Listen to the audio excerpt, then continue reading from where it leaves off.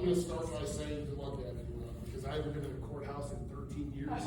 And the whole way here, I was telling my wife, I was like, it's a trap. I'm going back to jail. She's like, what are you talking about? So I'll go ahead and get started, but I'm honored to be here, and I'm super glad to see you. This was the icing on the cake. So, all right, well, good morning, everybody.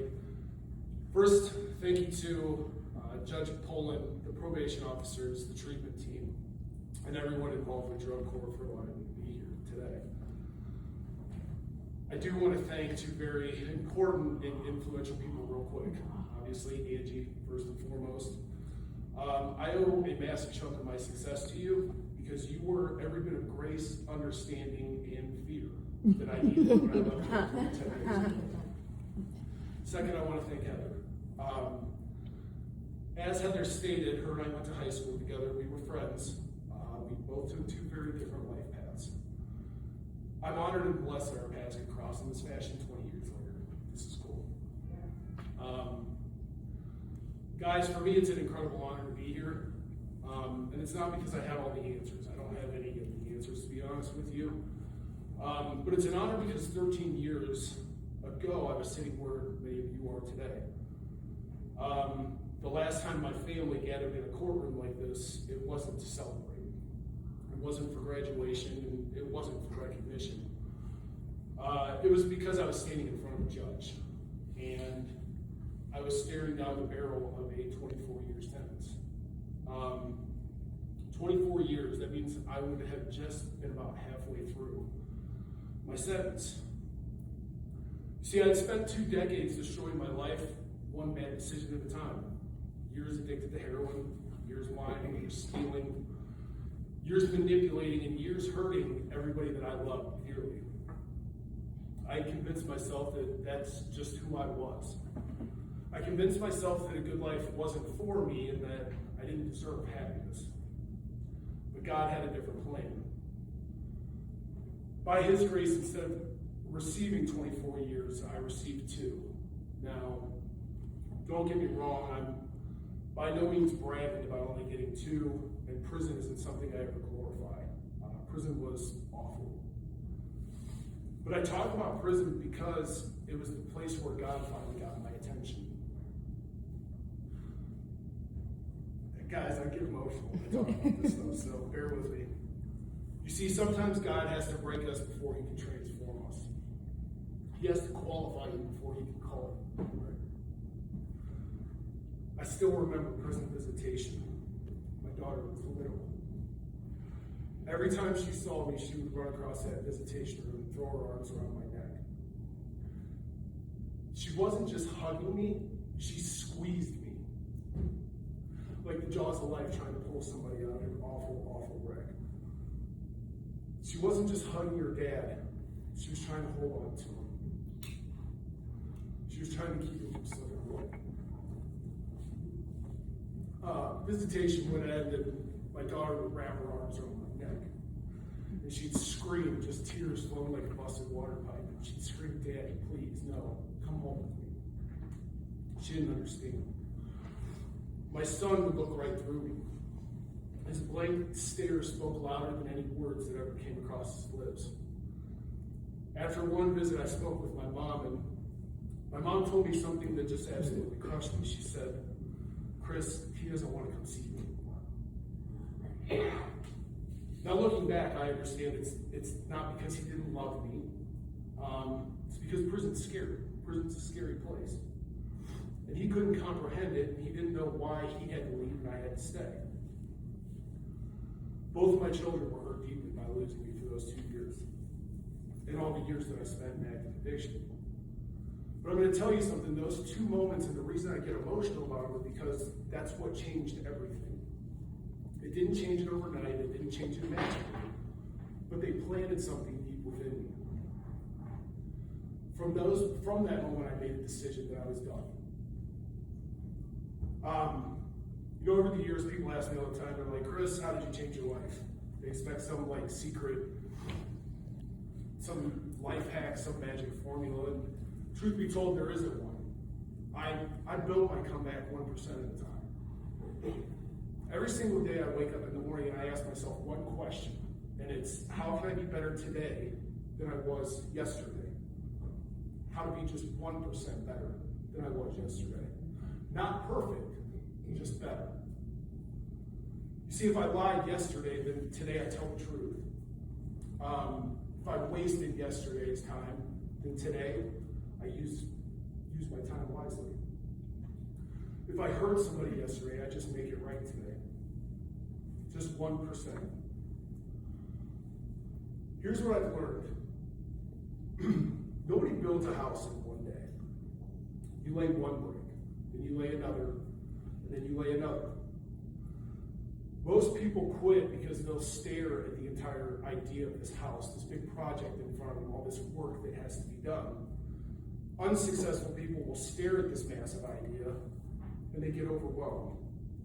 They get overwhelmed by the idea of the work that they're facing.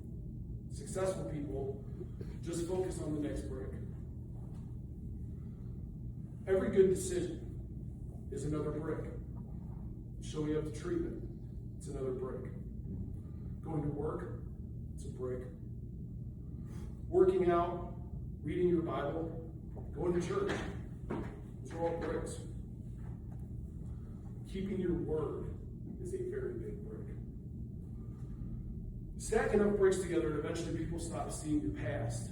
They'll start seeing your foundation. When I came home, I got a job serving. Was not glamorous, but it was honest. I dove headfirst into being the dad that my kids deserved and that my kids needed. I completed adult probation. I stayed away from every single person who almost buried me. I met my lovely wife. I built relationships. I restored relationships. I networked, and I kept showing up day after day. Brick by brick by brick. Today, looking back at the 13 years of bricks I've laid, I can say with my whole heart that I have a beautiful life. I have a beautiful family who's all here today. I own a beautiful home out in North Canton. I have a career. I get to speak to people like you. People trust me now. People call me when they're struggling. But understand something, none of that happened because I just woke up one day and I was successful. I didn't just arrive. It happened because I refused to quit laying bricks. Here's something I want each and every person in this room to hear. Your comeback is not determined by your past. It's determined by what you do after today. Every single one of us has a story. Mine includes addiction. Mine includes prison. Mine includes homelessness and hurting people that I love dearly. Your story might be different, but your future doesn't have to match your history. Drug court isn't just trying to keep you out of prison. It's giving you something far more valuable. It's giving you a chance to rebuild, a chance to become the person that your family has been praying to get back, a chance to become somebody that your kids can look up to. It's a chance to finally look in the mirror and love the person that's looking back at you. So, for all intents and purposes, don't waste that chance.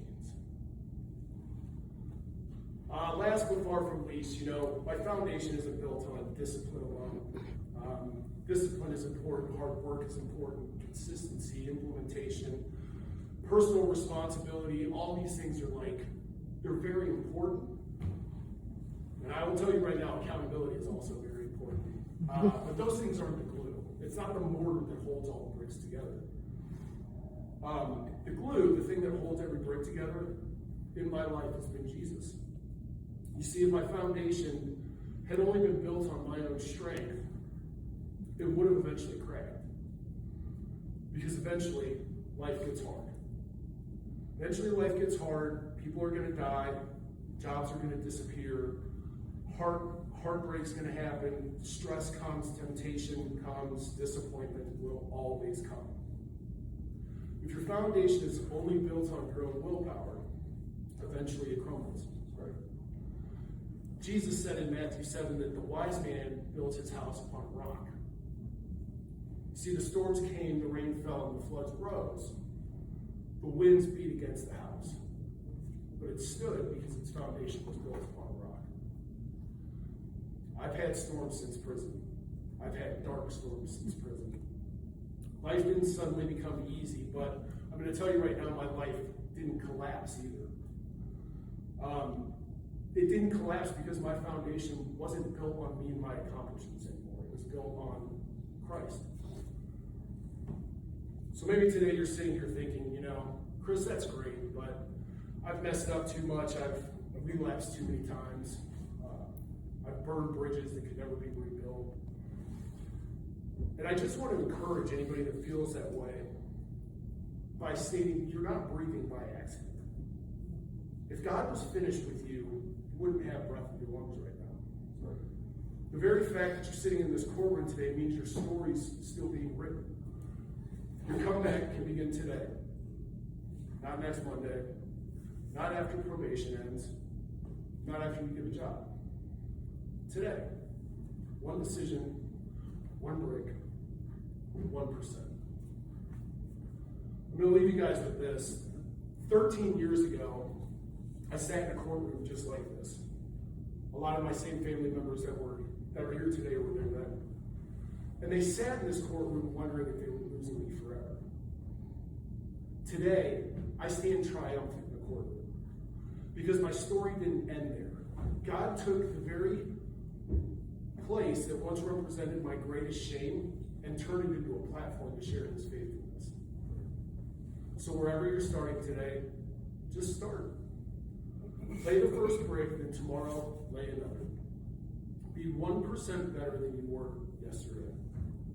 Keep showing up, keep trusting God, and keep building, brick by brick.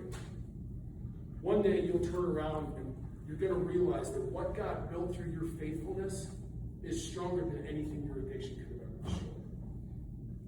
Thank you. I love each and every one of you.